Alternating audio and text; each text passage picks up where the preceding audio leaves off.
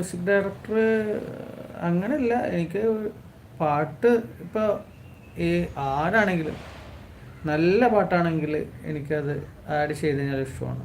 അതിപ്പോൾ ആരായാലും ചെയ്യുന്നില്ല, അതൊരു ഫേവറേറ്റ്. എനിക്ക് ആ പാട്ടായിരിക്കുള്ള ഫേവറേറ്റ്, അല്ലാണ്ട് ആ പാട്ട് ചെയ്ത ആളെ എനിക്ക് ഫേവറേറ്റ് ആയിട്ട് അങ്ങനെ തോന്നാറില്ല.